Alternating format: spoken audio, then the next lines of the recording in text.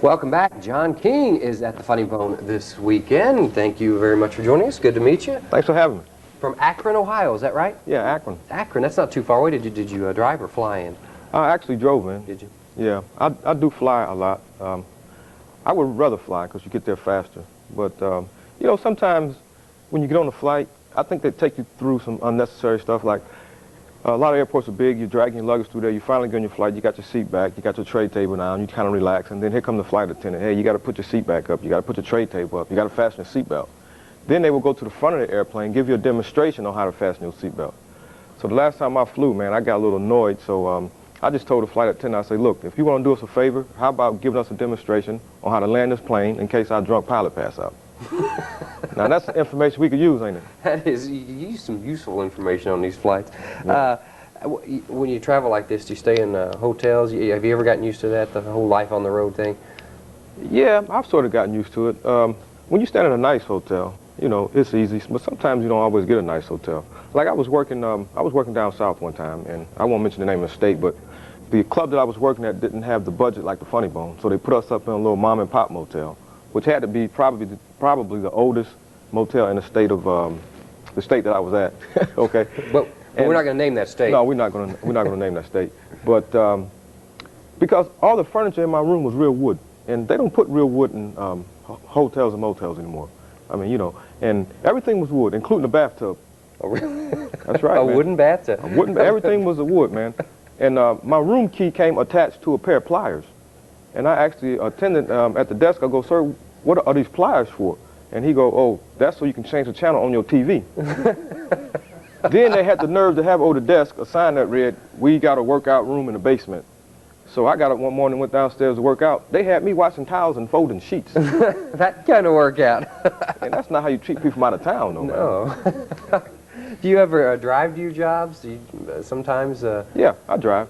As a matter of fact, I drove here to Evansville, and I don't know if I'm going to drive back from Evansville because I got a pretty crappy car. And my car broke down last night on the way to the Funny Bone, and I had to hitchhike to get to the club. So I'm out on, I guess it's Green River Road, hitchhiking. River Road, yeah. And some guy came along in a Chevrolet Chevette. His car was pretty ragged. He was worse shape than mine. And he stopped, rolled his window down. He was like, hey, come on, man, get in. I'll give you a ride. And I was like, man, go ahead. I'm in a hurry. Get out of here. You'll do all right in Chevette on flat ground, but it's time to go up a hill. You got to open the door, stick a foot out like Flintstone and get up the hill. I did go look at a nicer car, though. I went to look at a Lexus. Now, have you seen the sticker price of a Lexus? Yes. Nice car, man. You got to have some serious loot to own a car like that. And so my girlfriend wanted me to buy her a car. She wanted to look at a Lexus. And I was like, look, we can't go look at a Lexus. And second day, said, I want to go look at a Lexus. So finally, the third day rolled around, I had to put my foot down. You know, sometimes you got to do that. Oh, yeah. So I was like, look, I'm the head of this family. I say what we go look at. She looked at me, she said, you know what? You might be the head of the family, but I'm the neck, and the head can't do nothing without the neck. So we was out looking at that Lexus. And I tell you what, though, she took one look at the sticker price of that Lexus, then she looked at me and said, honey, let's go look at some stuff we can afford. I tried to warn her, but she wouldn't listen to me. I got to ask this. These days, with all the scandals out of Washington, is it pretty easy to get some jokes at the expense of the Clinton administration? Oh, sure, man. He's the greatest thing that ever happened to comedy, man. Is that right? There's always something funny going on, man. I mean, you probably saw the stuff about, you know, the White House scandal and the Monica Lewinsky thing. Right.